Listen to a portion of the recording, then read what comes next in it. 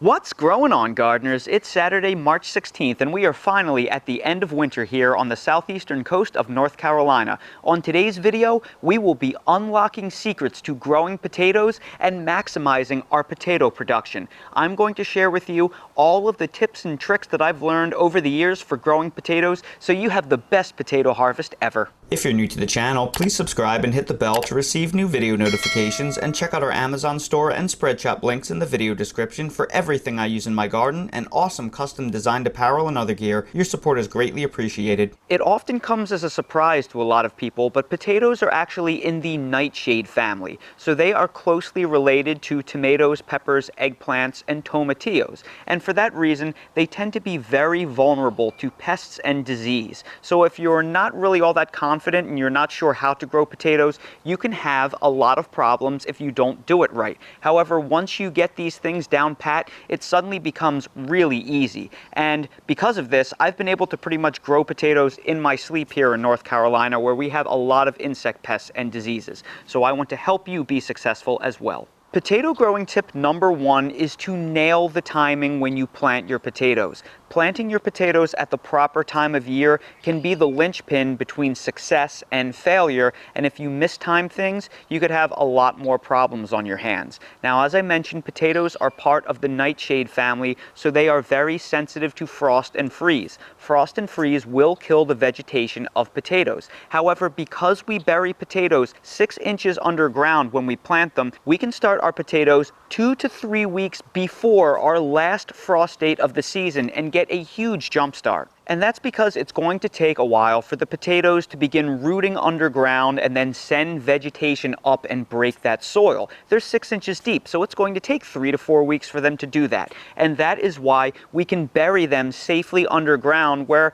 there is still a potential for frost and freeze outside, because if you get a light frost or a light freeze, it's not going to impact them because they're safe underground where it's still plenty warm. And worst case, if you do mistime things a little bit and your potato plants break ground while there's still a frost or freeze on tap, just cover them in compost or mulch. That will protect them. So this often begs the question, well, why don't I just wait until all chances of frost and freeze has passed to plant my potatoes? Why even take the risk that they break ground early? Well, that's because, like I said earlier, potatoes are highly vulnerable to fungal diseases, bacterial diseases, and insect pests. So if you live in a hot, humid climate like I do, you really want to get those potatoes planted as early as possible so they grow during the cool season before pests and disease are an issue. You see, where I live on the southeastern coast of North Carolina, we have a bad thunderstorm season, but it doesn't really kick off until June. So if I plant my potatoes as early as possible in March, by the time they break ground and get going, I'm probably going to be harvesting my potatoes either at the end of May or beginning of June. Well, things don't get really bad here until June. That is when disease and insects really start taking over. So by getting the potatoes in as early as possible, I'm able to have a clean potato harvest before insects and disease are an issue. If you live in a dry climate where you don't really have the insect and disease pressure,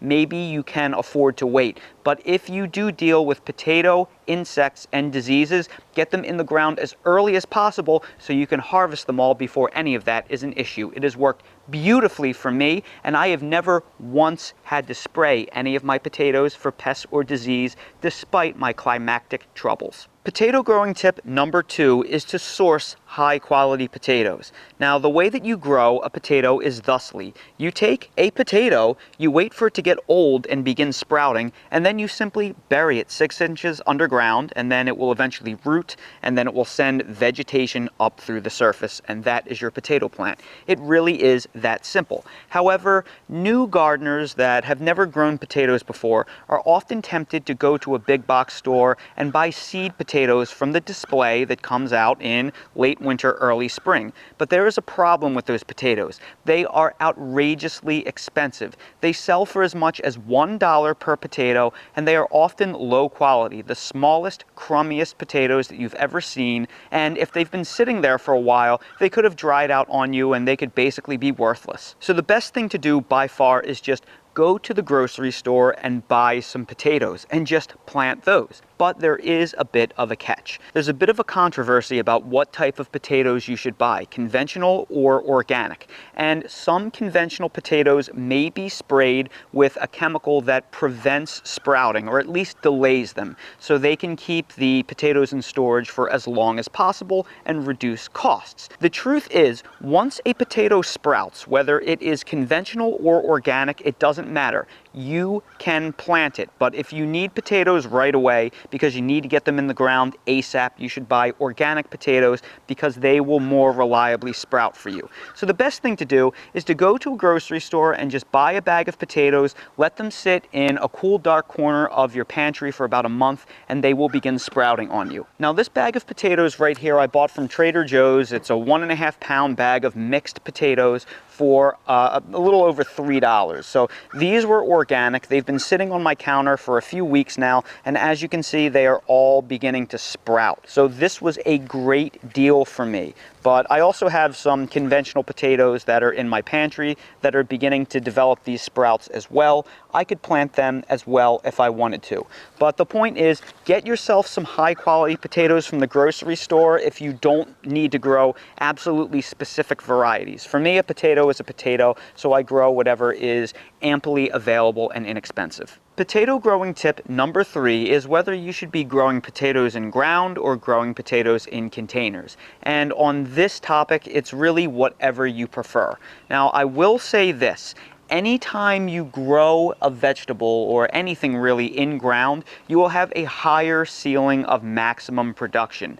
Anytime you grow things in containers, you have limited root mass and you can only fertilize it so much. So you can only get so much production out of a confined space. No container is ever going to be able to compete with the total infinite volume of earth. So if you want to have the largest potato harvest possible, you probably need to grow your potatoes in ground. That will maximize the amount of area that you can harvest. However, that being said, I strictly grow potatoes in containers, and that is for a number of reasons. Number one, potatoes, like I said, are a nightshade, so they share a lot of diseases with tomatoes, peppers, and eggplant, which I grow out in the open in my garden. And because potatoes occupy such a large space, I don't want to dedicate a raised bed that I would then have to rotate and I couldn't immediately plant tomatoes or eggplant or peppers in. Because I grow in raised garden beds, I only have so much space I have available. Also, when you grow potatoes out in a garden, you have to dig up all of those potatoes. So it comes with a huge amount of soil disturbance,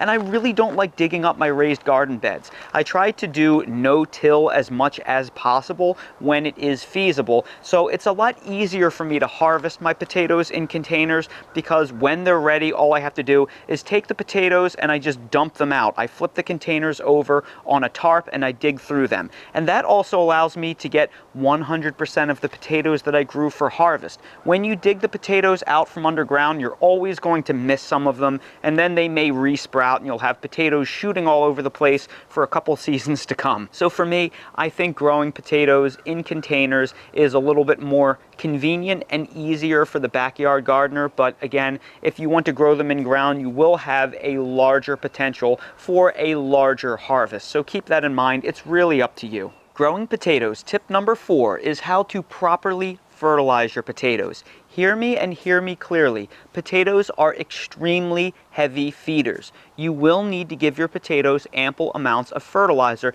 to make it worth your while. If you're a gardener that does not like to fertilize their plants a lot, growing potatoes is not for you. You may as well just buy them from the grocery store because you're going to spend a lot of time and effort on something that is not going to yield a large harvest. You really need to fertilize your potato plants. Now, when it comes to fertilizer in general, there are 3 primary macronutrients that you will find on a bag of fertilizer: nitrogen, phosphorus, and potassium. And generally speaking, nitrogen is the macronutrient that is responsible for leafy green vegetative growth. Phosphorus is primarily responsible for strong root development and the flowering and fruiting process. And potassium is responsible for the overall metabolic health of a plant. Now, because a potato plant is generally the roots and the tubers that we harvest, we're not so much worried about the vegetative growth of the plant. We really want to give them a diet that is rich in phosphorus and potassium and calcium to help aid strong root development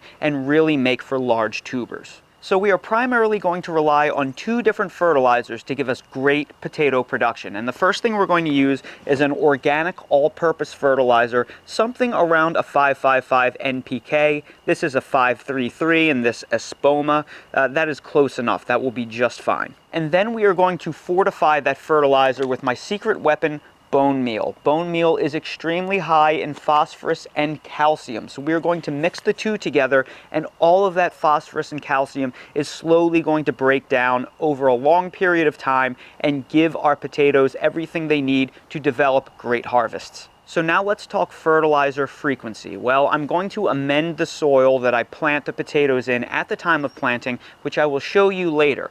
But I also want to fertilize my potatoes about every 2 weeks with another top dressing of these organic fertilizers. That way there will be enough fertilizer in my containers or garden bed, if you choose to plant them in ground, that they will slowly break down over the course of the season and trickle feed your plants. We never want our plants to go hungry, so that's why we want to make sure that we feed them every 2 weeks or twice a month. Now, because I'm growing my potatoes in containers, they have a propensity to wash out in heavy rain, especially if the rainy season begins early. So in that case, you may also want to consider every 2 weeks giving them a feeding with something like water-soluble 20-20-20, like Jack's 20-20-20 or this J.R. Peters 20-20-20. They're basically the same product. J.R. Peters owns Jack's. Another comparable off-the-shelf product that you can get from a big box store would be the Miracle Grow tomato. That's an 18-18-21. It's really similar to the Jack's 20-20-20. Whether you want to use that is up to you.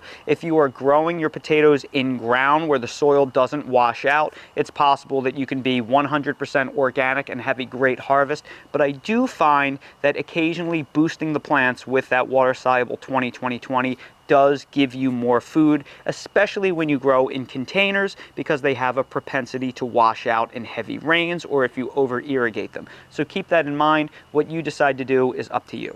Now I'm going to make my organic fertilizer mix, and I'm going to start with the all-purpose fertilizer and use a 1 cup measuring cup and take a big heaping scoop, overflowing, and put it inside this pickle container. I'm going to maybe top it off with a little bit more. Then I'm going to go into the bone meal and add close to a cup, maybe a little bit less. And then I'm going to mix everything together. And then this blend of bone meal and organic all-purpose fertilizer is how I'm going to fertilize my potatoes later in this video. I'll show you more on that later. Potato growing tip number 5 is whether or not I should hill my potatoes. Well, what does that mean exactly? When you plant a potato, you wait for the potato to sprout, and then you will bury it 6 inches below ground. And generally speaking, most of your potatoes that you harvest will grow along the roots. The roots will grow down into the soil or your container if you're planting them in containers, and then along those roots will form the tubers that we harvest as potatoes. But there is this belief that once the potato plants grow and break through the ground, if you mound soil around the stems of the green vegetative growth that breaks the ground, roots will form along the stems above ground, which will then produce additional potatoes. And this seems to be a hit or miss theory that happens depending on what variety of potatoes you're growing. Some varieties seem to do it better than others. And for me, because I'm growing random potatoes from the grocery store, I actually don't know what potato I am growing. So here's my thoughts on the subject. If I were growing potatoes outdoors in an earth garden where I had potato rows that were 40, 60, 100 feet long, I would probably hill my potatoes, because in those long rows like that, it's really easy to just take a rake and spend 5 to 10 minutes and move in that straight row and just hill the soil up along the stems of the potato plants that break the surface, because not only will that help hold the potato plants in the event of a windstorm, if you get some rooting above the stem and they develop additional tubers, that's great. However, I am growing my potatoes in containers, and there is no way that I would ever hill my potatoes grown in containers based on what I've seen. I have been growing potatoes in containers for many years, and I have only ever seen potatoes form underneath where I plant the potatoes. And I put 6 inches of compost and even more mulch on top. So there is ample area at the tops of the grow bags for the vegetative growth to root. It never has produced any potatoes for me, at least any potatoes worth harvesting. So I've seen instructional videos where people have planted the potatoes at the bottom of their containers, and then they keep adding 6 inches of soil on top as the green plants grow until the soil is all the way up to the top of the containers. I think that is terrible advice. What I'm going to do instead is literally lay my potatoes on the surface of the container, and then I'm going to backfill them with compost because I want as much growing medium underneath the potato as possible, because that is where I am going to get all of the tuber development. I want the roots to grow as deeply as possible. In my experience, that is how you get great potato production. Bury them in a way that your roots can dig down as low as possible. Now we are going to begin to plant our potatoes, and the first thing we're going to do is we're going to take half our fertilizer mixture, which is roughly 2 parts organic fertilizer to 1 part bone meal, and we're going to sprinkle that into all 4 of our containers here. And then we are going to very lightly work it into the top inch of our container mix. Then we are going to begin placing our potatoes, and it doesn't really matter how we orient our potatoes. I'm going to place 5 potatoes spread out in each grow bag. Now, some gardeners like to cut up their potatoes into chunks. I've done it both planting them whole and in chunks, and I didn't really notice much of a difference. So I'm just going to elect to plant them whole, because it saves a step and it's a lot easier. And usually you want to orient the sprouts facing up, because those sprouts are what will turn into the green vegetative growth. However, the potatoes will likely continue to sprout in all different directions once underground, so even if you don't aim them up towards the sky, they probably will eventually do that on their own. Potato growing tip number 6 is to bury the potatoes in compost and then add mulch. However, not all at the same time, and I will explain why later. Now right here, I have 2 bags of an organic mushroom compost. What kind of compost you use is up to you. You can use a manure-based compost, you can use homemade compost. It doesn't really matter. The point is that you're just going to bury them in 6 inches of compost, but in stages. I'm going to take one of these bags and split them between the 4 containers and add the remainder of the organic fertilizer into the compost that I still have behind. Then I'm going to take the final bag and I'm going to add it on top of that, and when all is said and done, my potatoes will be buried 6 inches under compost and more fertilizer. When growing potatoes, it is very important that we mulch the potato plants. However, we do not want to do that at this stage because right now it would be counterproductive. Because we are planting our potatoes in late winter, early spring, the daytime temperatures are inconsistent and the nighttime temperatures are fairly cool. We want our soil to be as warm as possible. And right now, this soil is nice and black. So when the sun is hitting it during the day, it is going to warm up. That black soil is going to attract the sun and absorb it. So these potatoes are going to sprout and root more quickly. If we were to cover them in mulch right now, it would reflect the sunlight and it would keep these containers artificially cool, which would slow down the process. In addition, mulch also retains moisture for a longer period of time by preventing evaporation, which is great once the potatoes have rooted, but right now they have not. So if we get heavy rain or you overwater and you keep a thick mulch layer on your potatoes before they root, they could actually rot underground. So right now we want to make sure that our mix does not hold too much moisture. If you're going to get torrential rain, you may even want to cover this with tarps, otherwise too much rain all at once could cause things to rot. Then once our potato plants finally break ground and you have about 6 inches or so of growth, that means the potatoes have probably developed a strong root structure. At that point, you should come through and mulch your containers or your garden areas where the potatoes are growing. then you know you have nice strong roots. That mulch will then work in your favor by keeping soil moisture even, repress weeds, and you'll get all of the other benefits of mulch. Just make sure you use a natural mulch. Don't use dyed mulch, because that's really just ground up lumber like pallets and 2x4s that they dye artificially to make it look like real wood. It's not. Use pine bark nuggets, straw mulch, triple shredded hardwood mulch. You can use pine straw. You can use grass clippings if it's weed or seed free. Just make sure it is a natural product. No dyed mulch, no rubber mulch, and no stone mulch. And my final potato growing tip, number 7, is irrigation. Now, it is important that you keep the area lightly moist, but as I mentioned before, you can't keep the area too wet or the potatoes underground could rot. If you're going to get a torrential heavy rainfall, that could soak the containers all the way through, or soak your growing area if you're growing in a raised bed or in a heavy clay soil that's going to retain moisture. You may even want to tarp the area.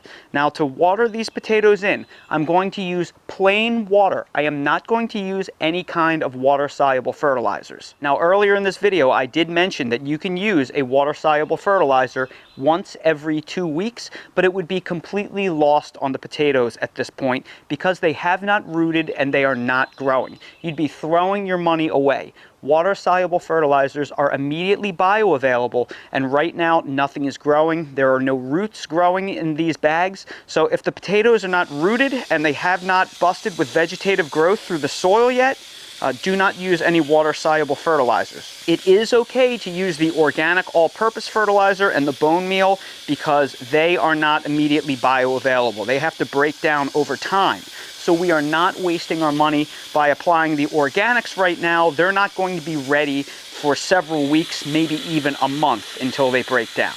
So that is why we did what we did in this video. So understand, only use a water-soluble fertilizer once you see all the green plants starting to break through. And that right there are my secrets for growing potatoes to maximize your potato production. So everybody, I sure hope you found this video helpful. If you did, please make sure to hit that like button, subscribe to the channel, and please ring that notification bell so you're notified when I release more videos like these. If you're curious about any of the products that I featured in this video, I will place direct links down in the video description. So expand the video description and you'll see the direct links for those items, and right below that you'll also see my Amazon storefront link that features everything I use in real life in my garden, so you can check that out to see everything I use. And while you're down there, check out my spread shop for custom merch if you want to support the channel. Thank you all so much for watching, and I hope to see all of you again on the next video. Okay, Dale, it's the 15th of the month, and you know what that means. It's Heartworm Prevention Day. Now, first off, we forgot to give you your vitamins with your breakfast this morning, so make sure you eat your vitamins. Oh my goodness, he's drip drooling everywhere. Go ahead. And now we have to give you your heartworm preventative. Remember, heartworms are incredibly deadly to dogs. All they have to do is get bitten by one mosquito and they could get a heartworm infection. And it is a serious big deal.